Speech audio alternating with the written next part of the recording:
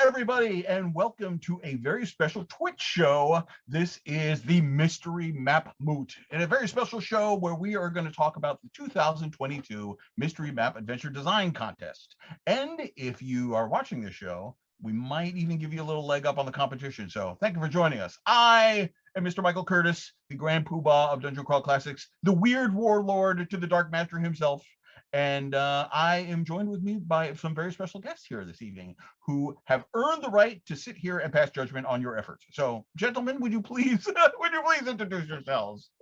Hey, everybody. I'm Bob Brinkman. I've worked on 5th edition fantasy. I got to work on Castle Amber, and of course, I've worked on DCC Lankmar, DCC Dying Earth, and I am thrilled to be here to sit in judgment. Hey everybody, I'm Brendan Lasalle, and I am a Goodman Games staff writer, and been in the industry since 2002, and with Goodman since Dungeon Crawl Classics #8. So I've been around. Hi, my name is Marzio Mushedre. I have written, let's see, The Doom That Came to Christmastown and The Star Wound of Abaddon. That just happens to be the last contest winner. So I am your last contest winner. Listen to my words. I am the key to your victory. And I am Stephen Newton. I have written some stuff for Goodman Games, some Brandolin Red and Corpse of Love Built and Feast of the Gobbler Witch and a few others. I've also written for Thick Skull Adventures. And I'm just pals with everybody here and I like to hang out. So they invited me along and said there might be snacks. So I will pass judgment for that as well. And he is also the writer of the Love in the Time of Gong Farmers, which I believe is now available for pre-order. So I wouldn't be doing my job unless I threw in a plug in. So having that out of the way, we're going to talk a little bit tonight. Basically, we have two things planned for the show. We're going to talk a little bit about general game design. If you have seen some of the other seminars that Goodman Games has done in the past, how to write adventure modules that don't suck. Some of the advice may sound familiar, but we've had 2 years of basically a pandemic to think up new ideas. So we'll be talking a little bit about that, and then the second half of the hour we'll get a little bit more into the mystery map contest, and talk about the contest and give you guys some ideas maybe of what we're looking for. So you can say, hey, maybe I can give them something they're looking for. Maybe they'll give me a chance to win. So that's the plan. So if you're just turning in and you got some alert that the Goodman Games channel is live and we're doing a show, to give you an idea, basically is the rundown is that this year, for the first time since 2014, Goodman Games is having a mystery map adventure design contest where we have done a partially completed dungeon map and a weird piece of art. And we are asking people to basically submit their best adventure pitch in 1,000 words using the map and kind of fleshing it out a little bit and detailing the weird, in this case, it's a weird kind of pointy statue judging you, and submit that in by January 31st. And we'll be choosing the best contestant, and it will be awarding them $1,000, and we will publish the adventure in a upcoming release. So if you ever dreamed of writing for Goodman Games, and it is a very exclusive group, I did my research today, and there are literally more people who have been in space than have written for Goodman Games. So it is a very, very elite group that you will be joining. Hey, is that true? That's true. That's very true. Wow. Yeah. More people. I mean, there's been 565 people in space, but still, I mean, That many. Speaking of space, when we set out to design a adventure, we have nothing but space. So we have that blank that blank piece of paper looking at us, and we come up with a great idea for adventure. So do you guys have like a standard way of kind of how you approach the adventure design process? I mean, I know the way that I work, but I'd be interested to hear some of yours. Well, okay, I'll say that the way I work has really changed over the last couple of years. Now that I spend all of my time in my office and don't go out on the road. I used to, in the old days, I would have an idea, I would kind of sketch it out in a notebook, and then I would sort of like,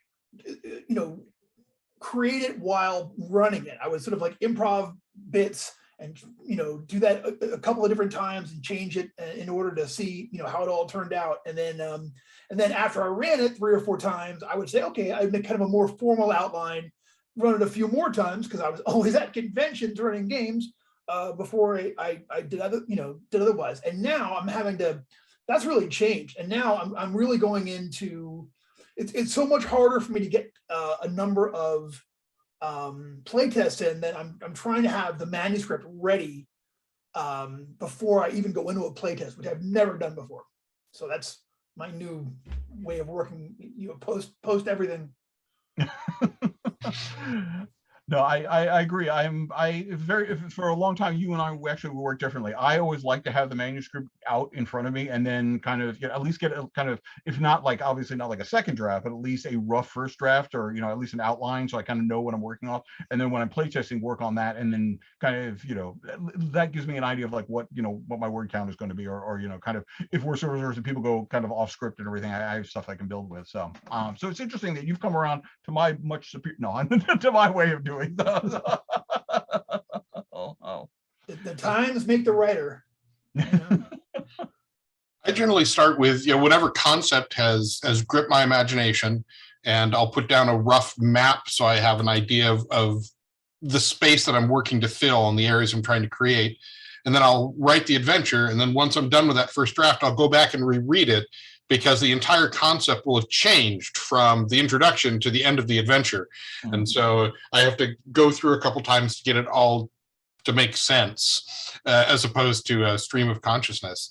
But once I've got the areas filled out, if I've got extra word count, then I can do things like extra sidebars or maybe a new spell and work those in. But it's all about that initial idea and the inspiration first. What I do is, depending on what I've been tasked to write or whatever, I start to devour any type of media that might have. So I might start reading books or watching movies. If I'm doing an MCC adventure, I start doing the post-apocalyptic stuff. If for Star Wound, I read a lot of Clark Ashton Smith and Robert E. Howard. So I start to devour all that. And for me, it always starts, the first thing I write all the time is the adventure background. That section of the module, the adventure background, and I obsess over the adventure background. My word choice, to the point it's unnecessary, but that's just what I do. I want it to sound like Robert E. Howard himself, and then I'll have Michael Curtis tell me to pare it back a little bit because it's too long. But other than that, that's where I start, and that kind of sets the tone of where I begin. So that's the first thing I do, that adventure background. I write it for almost as long as I write the entire adventure. I keep on going back to it, continuously updating it, making it sound better, and then I go ahead and write the adventure based on what I created in that adventure background. Okay.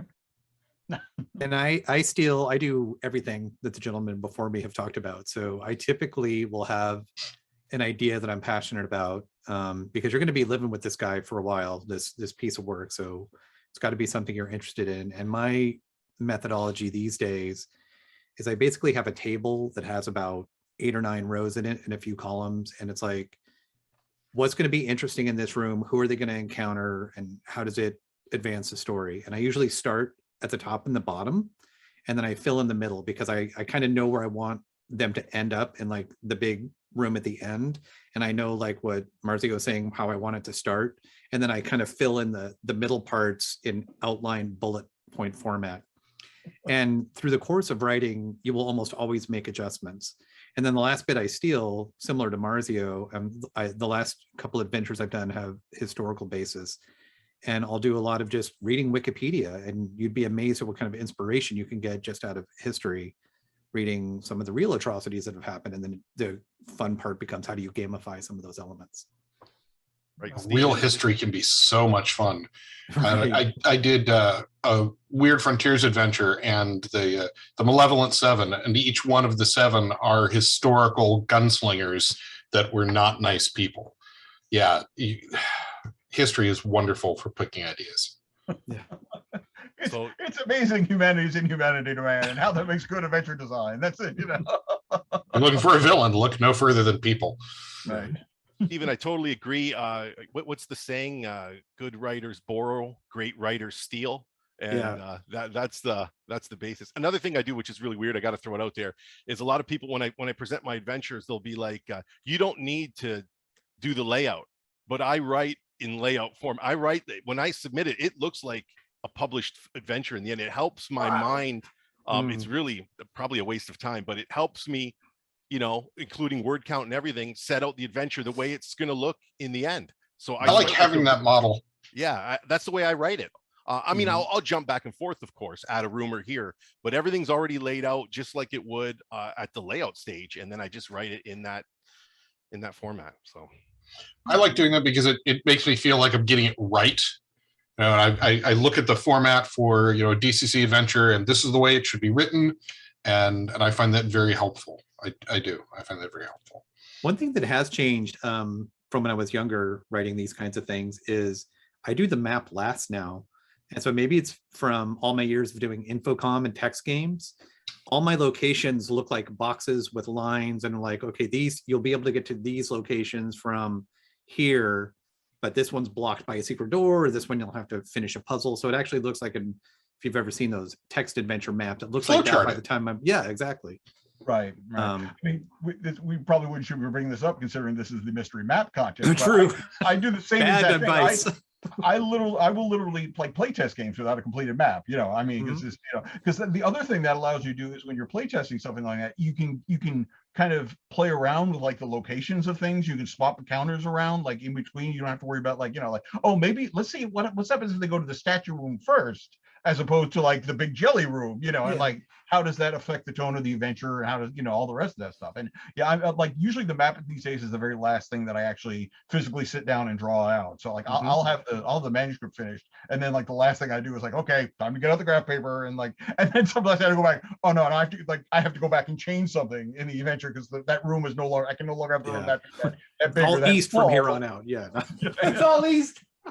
That's funny you mentioned that, because I do the maps last. Not only that, I don't even draw my maps. All my maps are taken from real world places. Starwood of Abaddon, the Temple of the Comet, is actually a church in Turkey. And I just took it and took out the rooms I didn't need and made it look like I drew it. Or and Mike, the newest thing, I'm not going to spoil it, but the newest thing I wrote for the MCC adventure, that's a real place that I took, and then I'll like Photoshop and take out the things I don't need. And of course, this is going to be an artist is going to make their own version of this map. So this is like not like somebody's drawn map. It's an actual picture of a place, or like the amphitheater or the Colosseum, and then it'll be in my adventure that way. Because I'm really not a guy who sits there and I don't like the drawing. Personally, when I first started, I thought it looked unprofessional. Like, do I literally do my grade 12 like drawing map? And the answer is yes. And I've never actually done it.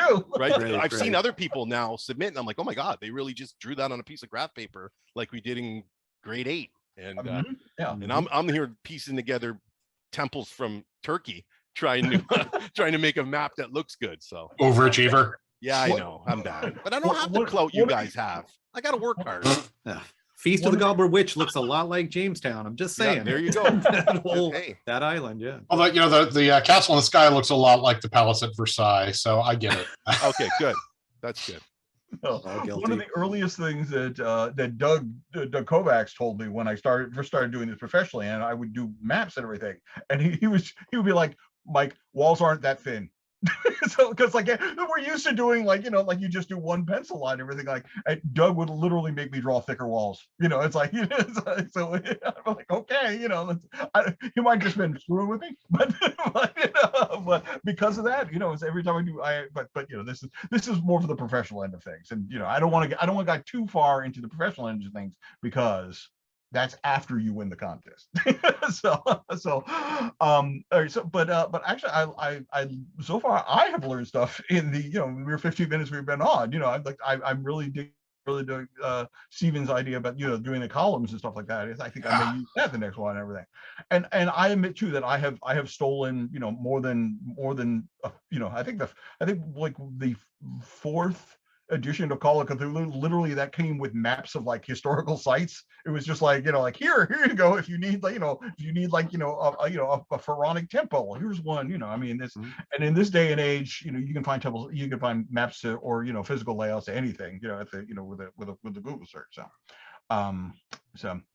So one of the things I've been thinking about for this contest and everything is that we're really trying to, well, obviously we're trying to do adventures which are, which kind of draw, any good adventure is going to draw the players into it or anything. So when you guys are putting together adventure, do you guys have any specific, tricks or something, or things that you've done which like to really get the players invested in, kind of like the scenario, like, aside from that, just hopefully putting together a good, good story and a good, a good overall adventure. But I mean, the sad fact is that we're competing, you're competing for attention a lot more than it used to be 20 years ago where you sit around the table. So have you guys come down with anything that you've used, in your home games or when working on adventure to like really get the players to kind of pay attention what's going on? Because I tell you, I am the prop master. I am the carrot top when it comes to, because I mean, as anybody who has played Frozen in Time knows, there's encounter there that literally little like the option is here's Play-Doh, like get the players to do some with Play-Doh, we've had a couple other things, like the one who watches from below has a little twist to it or anything like that. Have you guys ever done anything like that, or or puzzles? That's another one like this, I mean, puzzles. So are any of you guys good at doing puzzles? There's the real question. So I suck at puzzles, so I'm gonna go last on that one. But the two tricks I've done, so with Brandolin, there were handouts for character backgrounds, and so you actually had family lore. So it wasn't just rumors. I do a lot of rumor tables, but that was like specific to a player. And then I copied that same technique with Creep's Crag Creep, where because it was a sailing adventure and sailors have such great, superstitions and whatnot, I gave the opportunity, like you would have like some sort of like, you were afraid of, every time you pass by a rope, you'd have to do knots, or you would have to like throw coins into the water. So I gave individual players like a personality quirk that they could play to try to make it a little bit more personal for them.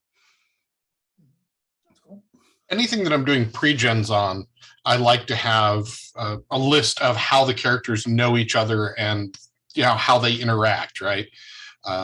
But for something that I'm not putting pre-gens into, for example, Blasphemy and Larceny in Lankmar, it starts off, the first kind of scene of the adventure is one player, it's one character.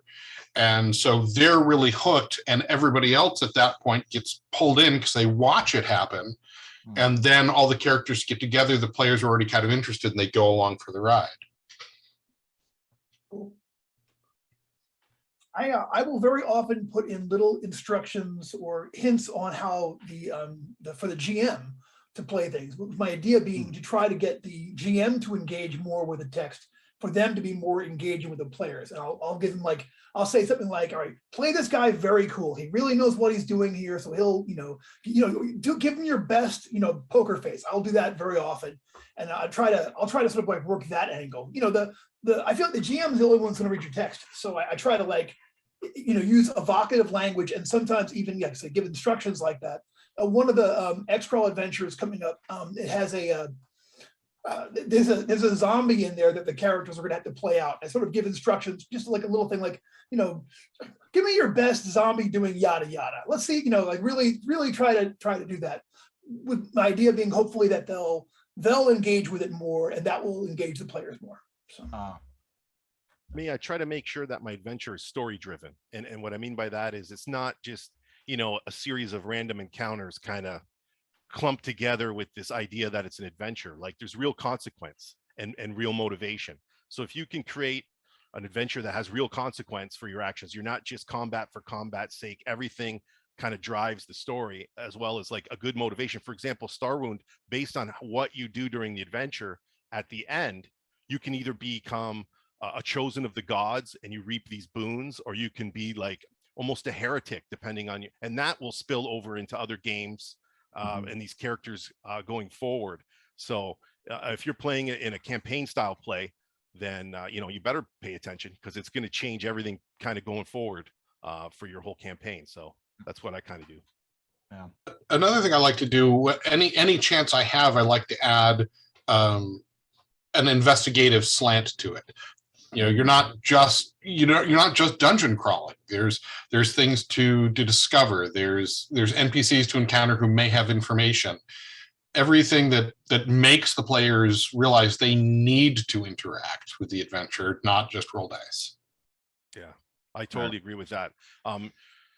Having things that engage the player and not just their PCs, and that's exactly what you're talking about, Bob. Right? Like, oh yeah. For me, I'm a big explorer. I like exploration in adventures, right? I like to figure out lore and history. I hope like the adventure has this in it, secrets and puzzles, right? And then, but you also have to throw in things for people who like role playing, good NPC interactions, and then of course combat, people who want to smash and grab. If you have all those things, if you're engaging the player, I always use the example, like, don't just make a secret door found on a DC 13 intelligence check. If you explain like every room a PC goes into as the torch, the sconce is gold, but in this one it's suddenly silver, and when they investigate it, you're like, oh, it looks like it's been peeled by use. You put it together in your head. Oh, maybe maybe I should play with this thing. Bang, the secret door opens. Right? That's a total player engagement rather than a PC one. I don't know if that made any sense, but let them figure out rather than roll it. Yeah, rather than roll it. The rolling should be the last thing that they can kind of the fail safe in case they didn't figure it out on their own. I'm a big I said years ago, and I said this from a player thing, is that the last thing I want to do when I'm playing a role-playing game is roll dice. Because like as soon as it comes down to rolling dice, like all control has been taken out of your hand, and it's completely left up to fate, So we've mentioned puzzles a couple of times, and it also falls into like riddles and everything. Is that something that is that something you guys are good at, or is that something that like you kind of have to struggle with? And if the latter, do you have any kind of like go-to, like, okay, I mean, because there's only so many times you could rip off the the Hobbit riddles, I mean, after or the or the Sphinx riddles or something like that. If you're doing something like that, do you guys have any special secrets you want to divulge to the listening public? Because I got a book in like an old like in a like a secondhand bookstore, like back like Books A Million, like one of those back in the day. Like it was literally just lying there. It was just like like 101 riddles. It was like some like stupid. So I'm like, I bet you people probably heard 85 of these, but I bet you there's still 15 of these I can pull out of here. And sometimes it's just a matter of switching things around, but it's something I've gotten use out of. And obviously I've had some adventures which have like physical puzzles in that. And one thing that I have done when I'm running games is sometimes I will use a physical puzzle, like one of those one of the little with the tiles with the numbers on it. And you have to slide them around and everything, get them in the proper order. I've used those at games, like in the middle of combat, like somebody's trying to figure out the magical doohickey. I will give them that, and they have in real time while the rest of the combat is going on. Like everybody else is rolling, like, what are you doing? Like, I'm trying to figure this thing out, And like in the middle of some grand, like I get done, like someone else will slam it down, and like, okay, you have now figured out the magical doohickey. The plots can advance or anything. You guys ever do any stuff like that, or include any of those? I like the physical puzzle idea. I don't use riddles a whole lot because I find that every time that I've used a riddle, no matter how clever I thought it is, the first time I sit down to play test it, I haven't even finished the riddle when it's being answered. Right? Gamers love riddles. Let's face it, and we've heard most of them. The other thing of that is that I've run into is where you think it's like, oh, it's really simple, they should be able to pick this thing up, and then it turns into a half hour of misery as everybody's trying to overthink it or underthink it or all the rest of that. So I think Terry Olson just claims that he thinks his puzzles are easy. Right. I swear. He's my go-to. Physical puzzles can be a lot of fun. Yeah, read Terry's stuff really carefully. Terry writes a fantastic puzzle, and I actually reached out to him for advice when I was when I was like, how did you get good at writing puzzles? And he taught, like, so, which leads to one of my things is go to the logic puzzle books. Read those over, even if you're just, even if you just kind of get an idea on how to think about a thing, I think that those, like strict logic puzzles can sort of give you a framework for how to write a puzzle that someone can figure out in a certain amount of time, and that they can kind of, get by either get by working on it or by coming up with, whatever inspiration, what I'm saying, whatever leap of logic you have to do. Those have really helped me.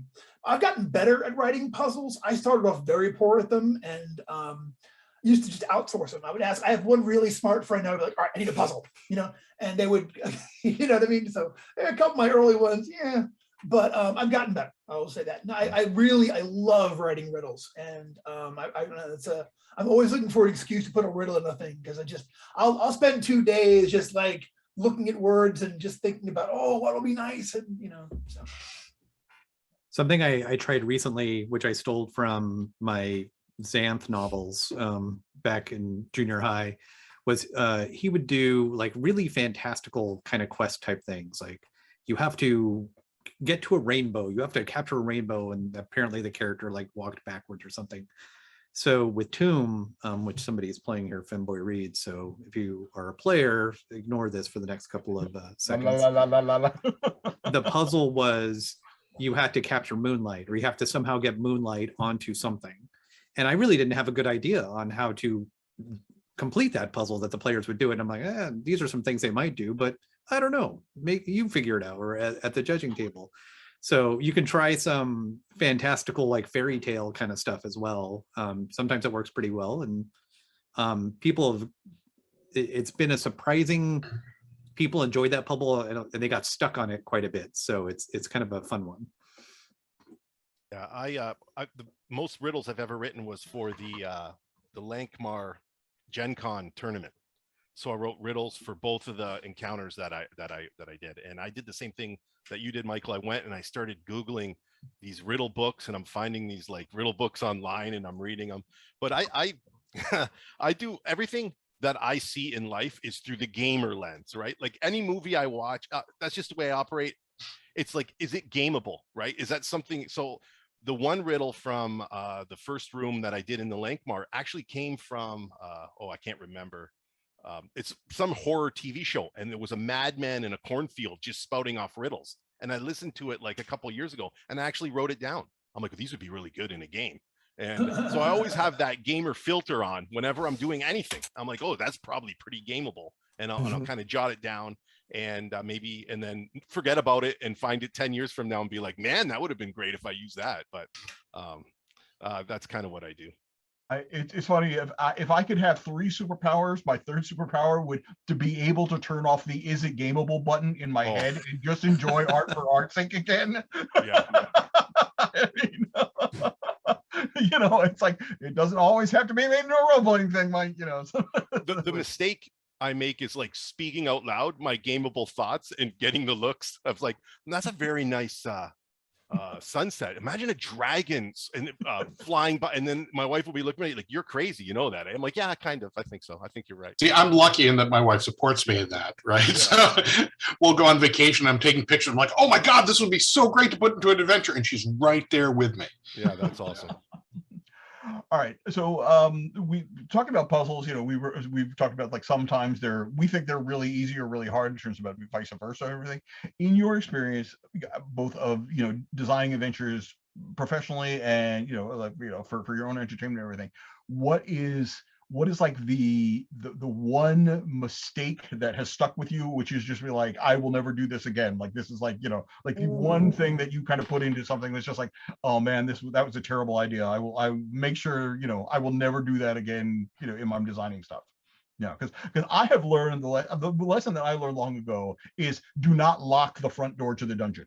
Like do not restrict access to the actual dungeon itself, even if it's just like, oh, it's a DC 5, pick locks check or agility check to open it or anything. There will be that session where everybody rolls a 2. You know, it's like, you know, they don't have, something will always go wrong in that place. So like there should never be an obstacle to get to the actual adventure. That is one thing I've learned. Even if you have to begin the adventure in media res, which I literally, Mask of Lankbar begins with a fight. It's like roll initiative, you're in the middle of the adventure. You know, I mean, that's something that I will never go back and restrict access to an adventure ever again. So the aforementioned moon puzzle I just talked about is the door to get into the pyramids. So I actually did that. However, you also need a back door into the dungeon. So if you can have back doors, then you can potentially get around that. So that's not restricting an access. You know, I mean, like when you have one way into the dungeon and there's something like, even if it could be like a, you know, like a really tough guardian or like the thing you have to riddle out, but you know, there's always got to be a, you know, up, over, around, or under, you know, something to get past it. So don't overcomplicate your concept, because if you have a 12,000 word word count available and you've got a 50,000 word count concept, you're screwed. Your players aren't going to have fun. You're not going to be able to get the vision out on paper like you want. Always be ready to scale back those ideas. Don't freeze out a character class. I have written an adventure and then realized, oh, all these creatures are plant monsters and there's no traps or locks. There's nothing for a thief here, or similar. You know what I'm saying? Trying to be clever and trying to do a thing and then realizing, oh yeah, there's nothing for a fighter to do in this entire dungeon. I have done that kind of crime before too, where I just haven't, haven't done something there should be something for everyone, and there should be a moment in every adventure for at least if not every individual player and every character, but for every possible archetype to shine at that moment. If you don't give them a way to shine, then someone's sitting there twiddling their thumbs and not having fun, and that's no good for anybody. For me, it goes back to my whole love of writing the adventure background, right? Don't forget the play experience. Bring the play experience to the forefront of your venture more than the reading experience of it. And what I mean by that is, truthfully, if 6 people are sitting down to play your adventure, only one of them is going to read it, right? Only one of them should read it. Adventures are so people experience them through the lens of the judge, right? Your encounters, everything you choose is so don't forget. It sounds stupid, but don't forget the game. Like Brendan was saying, have something for every player. Every character class, have something for every type of player, like Bob was talking about earlier about the people like exploration or combat. Don't get just lost in making it sound like something George R. Martin would write, because truthfully, don't forget about the game. That's my advice. And you'll be waiting for the adventure to be, finally published. That's even for the first 3 acts. Like, how does this end? I don't know. Yeah. One other thing I did thought of is if you were doing an investigation scenario, do not include red herrings, because your players will come up with enough of them on your own. No, and if you do an investigation scenario, you really have to provide several paths to the answer, not just one road. Right. Oh yeah, no. I mean, you can even extend that to even if you're coming up with like tavern, like rumors or everything like that. I got to the point where I won't even put like a false one anymore. I just will put in one that's not 100% correct. I mean, because we gamers of a certain age grew up with Keep on the Borderlands that had that that great Gary's gossip table and everything. And some of those were just outright. I mean, everybody remembers what Bree Yark means and what it doesn't. Yeah. Yeah, exactly.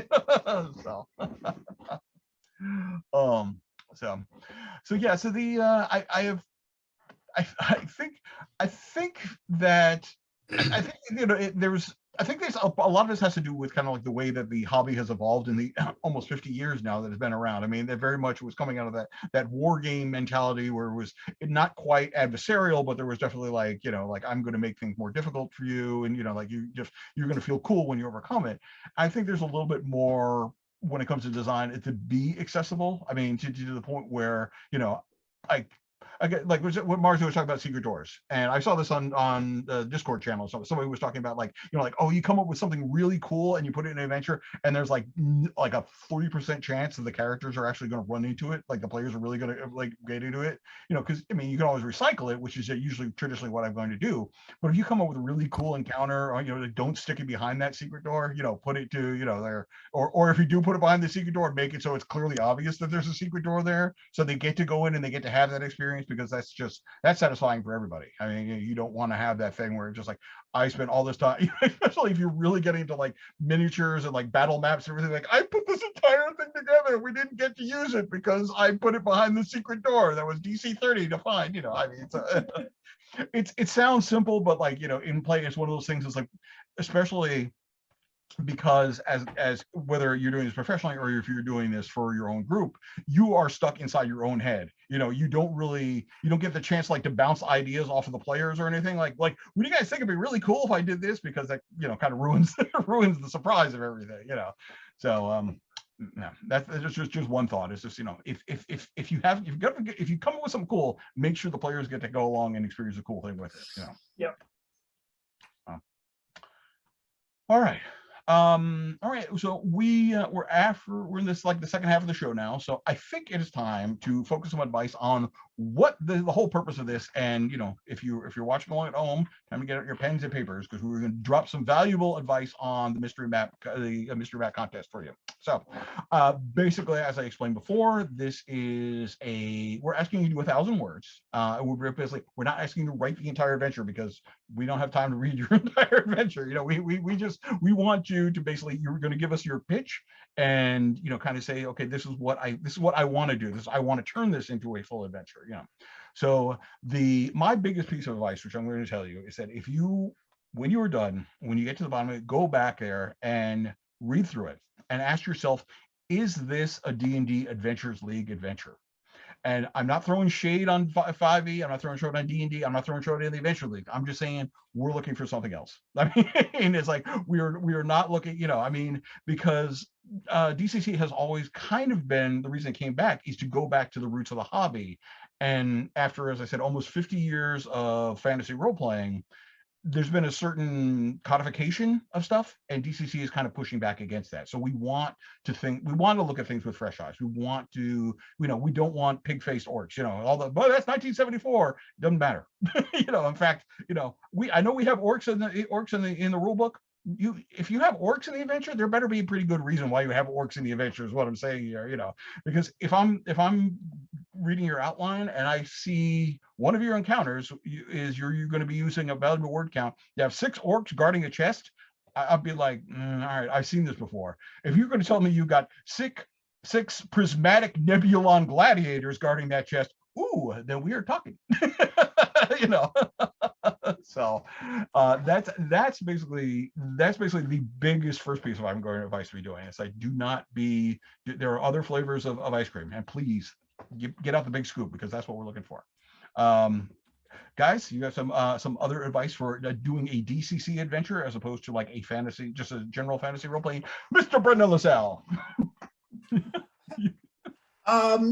Well, I think you are, you know, like a super linear, like standard dungeon adventure, just like Mike was saying. You know what I'm saying? Obviously, that's not going to, you know, that won't do it. But what I would say to add to that would be, if your adventure involves like a quest for a particular magic item, let's say a sword or a ring or something, that had better be really interesting. If there is a magical artifact at the, you know, finish line of this, it had better not be the sword that we unite all men or the ring of power or something like that. Like that, you know, treat your magic items like, you know, in DCC adventures, typically you see everyone creates their own new monsters for it, and they also create their own magic items for stuff as well. So if you're going to include that kind of thing, I want your magic items, any magic treasure that's going to be in there, I want that to be as interesting a character as any of the monsters that are in there. That should be something that makes me want to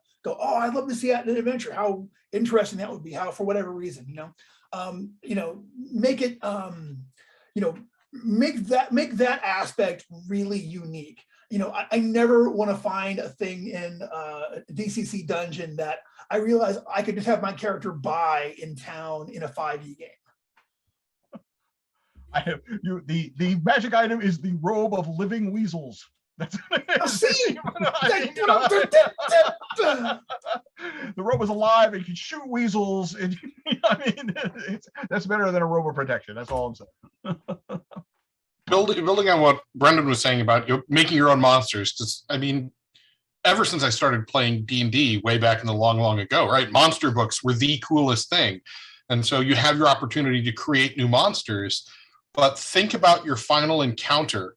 And when you're writing your big boss, when you're writing your villain, remember that he's the hero of his piece. He needs to be interesting, and he needs to be written in such a way that the judge is going to be excited about playing it, because that's what's going to make that final encounter gripping. It's not just, oh, we rolled a bunch of dice and we beat down on this guy. There's motivation there. There's life there. And that makes it a lot more interesting. All great advice. I'm going to jump on the fact on the same thing in terms of how to make things feel DCC in your adventure. Everyone spoke about things that are like, I guess, what's the word I'm looking for? Almost like fluff. I'm talking about, how about mechanics? Don't forget about the things in DCC that are special, that make DCC special. I'm talking about the mechanics, the rules, the things that are brought to the tabletop that make DCC DCC. So make sure you include some mighty deeds or patrons or corruption or disapproval somehow mix in your adventure. So for example, if you're fighting one of these, like if you created a creature, the golem there that's in the mystery map contest, that maybe, a mighty deed would be able to knock something out of its like you have to use. It's a good idea to use DCC mechanics within that are solely based on DCC, like for DCC in your adventure. That also helps make it, obviously feel DCC. So, yeah, I do that a lot with like you can take advantage of luck in occupation tables, especially luck. I think luck is a very DCC mechanic. What I would add to what has been said, especially as it relates to DCC, is bring in the weird early. Bring in ghosts, deities, patrons. Even if it's low level, there's an opportunity. I think what makes DCC very different from like the standard goblin ambush encounters at low level is you could be introduced to extraplanar travel, how patrons are requesting favors of people. So get in there and really make it fantastic, for lack of a better word. Mm-hmm. I'm definitely in agreement with that. It's just, you can go cosmic in a first level adventure. You can go cosmic in a 0 level adventure. Exactly. Yeah. So so one of the tweaks that we're doing with it this year, as opposed to when we did this in 2014, if you are a fan of DCC, you know that we draw very heavily on the appendix N authors, and as we lay out in the rules, we're calling the appendix N adjacent authors. They are also like the authors who were inspired the appendix N authors, or who were producing stuff at that same time but did not get the recognition that the other ones did, just because that was the nature of the business at the time. But so we're asking people to, as they're doing their adventure, basically kind of to explain to you where your source is from, like what are you drawing on, what type of adventure you're trying to, like whose author's voice is motivating you to do this. And we're not asking you to write a Conan sequel, we're not asking you to write an Elric story or anything like that. In fact, we don't want you to include those characters, but there's very much a difference between, say, a Michael Moorcock fantasy tale and something that's very Moorcockian influence, than opposed to like Robert E. Howard. So I mean, having done Liber, having done the Lankbar, when I was doing that, I required a lot of reading on my part, and we have less than 2 weeks left, so I'm going to say, unless you're a fast reader, you should probably be focusing on something that you're more familiar with. But the other thing, Marzio was talking about, how you have like immersing yourself kind of in that, in the source material of what you're trying to work for, and getting that sense of language. And that's something that actually it plays out more than you anticipate. I mean, if you can use like the same vocabulary, the same verbiage, or something that your writer is, subconsciously the judge very well will pick up on that. And so I think even word choices is can make a big difference in giving you a chance of like whether this moves you from something like, oh, that was a pretty good module, to like, oh, this person definitely has that ear, or no, is conversant enough with that kind of writer to do something in that appendix and style. And that's something, a lot of times Joe is just like, I want to do an adventure that's very much like like X kind of author, and like I'll pitch him an idea, it's like, no, it's not that good enough, it's like, I want something like this. So I think if you pay attention to that when you're doing your outline, when you're trying to put your story together. And the other advice I'm going to go in that vein is that, remember, everybody, well, not everybody, but if you're playing DCC, you probably know the big ones. You probably know Moorcock, you probably know Library, you probably know Advanced, all the rest of that stuff. I am waiting for the person who's going to write me the Frederick Bound adventure, or the person who's going to run me the John Belair's adventure, or something like that. If you are drawing something that is on that appendix N or something, or Charles Saunders, adventures or something like that, something which is not, not every Tom, Dick, and Harry is doing, that's another thing that is probably going to make your adventure stand out when the judges sit down and look through and like, aha, okay, nobody has really gone to like The Face in the Frost or something, drawn inspiration from something along that. So, whether there is, that's another story, but I'm just saying, so Marzio, as you mentioned, you have previously won one of these contests. Do you have any anecdotes or wisdom about your experience doing that, and aside from like shanking the other writers or something in a back alley? Yes, that would be my first advice. Hunt everybody down, including the mailman who delivers these things. But truthfully, I mean, it's worth to talk about, even though I mean, we've given out all kinds of great advice here, but don't forget to do, it might sound trivial, but you have to do what the contest asks you to do. So please print out the contest and the submission rules, right? I literally printed them out. I highlighted exactly what they wanted. Because that's part of the contest. Part of the contest is coming up with a great outline. Part of the contest is how well you follow instructions. I'll tell you, if I can go behind the curtain for a minute, I'm one of the, newer, people who have been writing for DCC now since I won the adventure. And a lot of it is, hey, I need you to write this on Dying Earth, or I need you to write the X amount of words on what I did Dying Earth, and then there's like whatever, or Lankmar or something. So you have to be able to go and get that, like Mike was saying, get that voice and kind of read that information and then put it out into an adventure. Now, all that being said, my biggest advice to anybody would be, like if I were to explain to you a great meal I had at a restaurant, I wouldn't be talking about, well, I wouldn't start off with, well, they used 5 milliliters of olive oil and 1 tablespoon of butter. I would tell you how the meal tasted, right? That's what I want you to do. I want you to tell me how the adventure is going to feel when the players play it. Don't waste time on stat blocks. Don't put any stat blocks unless they ask specifically for stat block. Don't bother with any of that. Don't eat up your word count with that. I actually drummed up my submission for Starwound, and if I can read one thing from it, Sure. When you're doing your outline, right, it shouldn't read like you're reading the back of a cereal box, right? A table of ingredients. So one of the things was my plot outline was Temple of the Comet, and all I wrote for Temple of the Comet was a time-lost ruin deep underground, peopled by the progeny of a degenerate race of doomed apostates known as the Children of the Damned. That's it. And hopefully that's enough to get the reader to be like, who are these doomed apostates? How were they doomed? How did all this happen? And that's what they're going to want to see your adventure answer in the end. So stay on point. Make sure what you're writing is evocative and immersive, and stay immersive. Don't break off into stat blocks and all these kind of game mechanics. Try to, keep it, keep it that way. That's my only advice. And let it rip. This is your shot, right? Don't try to hold, and this is, if I can give advice, I don't know where I got this advice from. I think I read it somewhere. I'd like to pretend I made it up, but I didn't.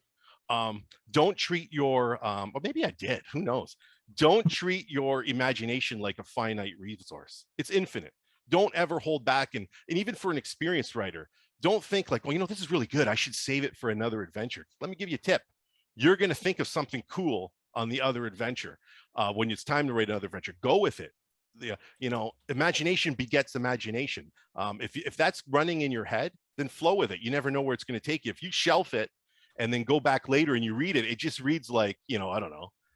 It doesn't make any sense anymore. It doesn't hold that weight anymore. So don't treat your imagination like it's finite. Let it rip. Add everything you can, and have fun with it. That's my advice. Harley has said something in that general vein, which is it's just a run your best adventure tonight. Don't be like, oh well, in 5 sessions from now, or like no, or when these guys get to 7th level, I've got just do it now, because if anything the last 2 years have taught us, it's like we don't know we don't know when the next time we're going to get the chance to do this stuff is. So so it's a thing. You very much what Marzio was saying about, there are rules, so pay attention to what the rules are, pay attention to what we're looking for, and that's very much so. Because remember, we're looking for new writers. This is your opportunity to make us notice you and everything like that. And we notice a lot of new writers, and we notice them for good reasons, and we notice them for bad reasons. And we notice a real like if you miss a deadline, because what part of this business is hitting your deadlines or following instructions. Like if we say this is 1,000 words and you have to include that legal statement in there and like that, don't give us 1,065 words or anything like, because I will be checking. And I will give you sometimes after you've been in the industry, it's okay to turn and say 11,000 words rather than 10,000 words, but not the very first, you don't want to get noticed for going over long, so that's we do pay attention to the stupid stuff, that you don't think, oh, we're not college professors, let's put it that way. So not that I'm saying college professors are stupid, I'm just saying they have tenure, so they can let things slide. That's so.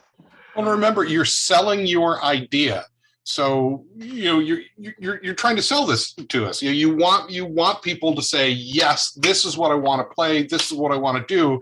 So, like Marzio said, just stick with the good stuff.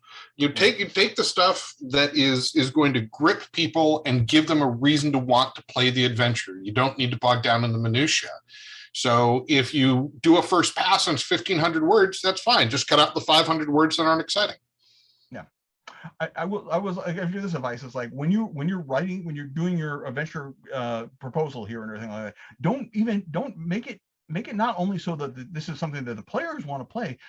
Keep an eye on making this something that the judge wants to run as well, because they're the one who's going to be buying this thing. So keep both of those in mind when you're doing. And we keep talking about adventure design, and that's of course that's the name of the game. But don't forget to also write good sentences. You know what I'm saying? Like let's see good word choice. Let's see. If I get something that's full of like modern spellings for things, internet spellings and half done sentences or whatever. No matter how cool your idea is, I'm like, oh my god, no one's gonna want to edit this. I guarantee it. I can point down the hall. I can guarantee it. Right. Again, don't get noticed for the wrong reasons. Everybody lets a participle dangle every now and then, but it's just sort of like, like if there's a lack of punctuation, it will be noticed, and it will, because not only do we have to evaluate, because as part of the design process, after you write it goes to the editor, and I like happy editors. So like, so there are certain things I wouldn't send that to an editor because they would not like me for doing so, and I will see them more than you will. So yeah, and just to jump on that bandwagon, I mean, like, is the writing too dense? Are you trying to make it too flowery? And read it to somebody, read it to your kids, read it to your SO or whatever, and like, are you struggling to get it out? Because that's how it's going to come out in the game. The last bit I would also add to some of this stuff, and it probably would have been better in the last segment, is one of the things that I've always tried to steal from Harley is I try to mix up both environment and monster, so you don't just face a monster, but you face a monster while they're on a catwalk or while a cliff is crumbling. So my advice would be to not just do the monster critters and the foes, but like, what are some interesting, where are some interesting locations where this could take place at? Like, really make it like, if you have to draw it out on a map, that's going to bring the judge in. They are slightly limited for the first 6 rooms. After that, your True. imagination go on. But I mean, That's they right. have That's to do true. what That's they're true. So, Skunkworks, you have a question here. Do you have any advice for lower word counts if someone can convey their idea concisely in 750 words? Are they missing 250 words of awesomeness? I would probably say that you're missing out on an opportunity there. Like, unless you are succinctly doing something with 750 words and you can literally look at it and say, I'm at perfection. This cannot be positive. This cannot be improved upon by by not including a single additional word. I mean, you have the words to use it. If you can use them to your benefit, then by all means do it. But this is something that you're going to have to, I'm not going to, if I get a submission that's 750 words, I'm not going to throw it out just because it's 750 words. But if I'm reading it and they're like, you have another 250 words, you could have done something even better with this. This is something that's going to be, taken notice of. So, if you're 100% positive you can do it 750, then do so. But, I mean, every word is a chance to get noticed for the right or wrong reasons. Yeah. Right, if you're Robert E. Howard, you could sure do it in 750 words with his economy of words, but chances are you're not. I know when I submitted mine, it was exactly 1,000 words. Exactly. I was struggling to get it to 1,000, and I gave my trips and my tricks and tips earlier on how to get it down to 1,000, but I was struggling. And for me, for someone like me to answer that question I would need those 250 words. I couldn't do it in the 750. I would use all the allotted word count I possibly could. Well, building off of what Stephen said about read it to somebody else, not only read it to somebody else, but let go of your ego and listen to their feedback, because you are not the customer. Right? You're trying to get judges to accept this and say this is the best. Accept that feedback because you're trying to sell it to someone else, not to yourself. Listen to the feedback. And I will say, I will reiterate this as the director of product development. If you cannot take constructive criticism, if you cannot say, if the developer says, why don't we try this, and you say no, it's it's going to be something that you will get noticed for, because this is it's all about, you don't know what we have in plans, so it's pressure. Take criticism. We're not trying to gut your creativity or anything. We're all on the same page. We want you to create the best thing you possibly can. Yeah. Yes. So we're getting down to the top of the hour. So there's a couple of things I just want to reiterate here. So if you are just learning about the contest now, you can go to goodman-games.com, and in the upper right corner you will see the 2022 Mystery Map Adventure Design Contest little graphic. You can click on that. It will take you right to the web page, which has the map. It has all the rules and everything, everything you need to get started on there. Once you are done, you can send it to mysterymap@goodman-games.com, where it will be forwarded on to the people who will be judging you, or judging your work anyway. The contest ends at the stroke of midnight on January 31st, Pacific Standard Time. So the moment before it turns February 1st in California. So that is the deadline for it. So some of you who are further east, you got a little more time. Some of you who are out in Hawaii, you lose a little bit of time. Sorry about that. We had to make a point. So we will accept stuff up until then. If you have already submitted, I have got some submissions, and you are watching this video and saying, damn, I could do something better, you still have time. Now, you can resubmit and say, okay, we will take the most recent one that we've seen. You don't even have to use up your word count saying, I screwed up and I wanted to rewrite it. We're taking more than one. If you want to submit multiple submissions, you can. But let me suggest, don't send a bunch of average ones. Send your best one, your singular best one. Put all your effort on that one. Okay. So it's better to approach this as a sniper rather as with wielding a shotgun and trying to hurl as much as possible in our general direction. So that is that. Thank you very much. Thank you very much for all of my guests. Yes, Bob, you have something. Great Babe actually had a really good question. Sure. I don't know if you see it there, but if the idea gets turned in for the contest and doesn't get picked up or win, can they publish it themselves at a later time, or does it become property of Goodman Games? If we do not, if we are not doing anything with it, we're not doing anything with it. All right. I will say, however, there will only be one winner. But if you do something really good, we'd be like, hey, maybe not for the thing we have in mind, but it's a way to get noticed. And then one of those things when I have like, I need to add additional 500 words to this project or something like that, another 1,000 words. Who do I know? Oh, they did a pretty good job, So I'm saying, it only, until the contract is signed.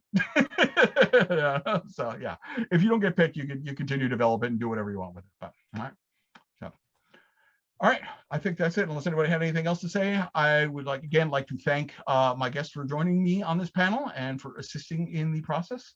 And thank you very much for tuning in. And we cannot wait to see your submissions. And we very much look forward to, again, hopefully working with you again in the near future. So, all right, take it easy, gents and gentlemen and gentle ladies and everything. And we'll talk to you. All right, get writing. Yeah, what are you doing? Right. Goodbye.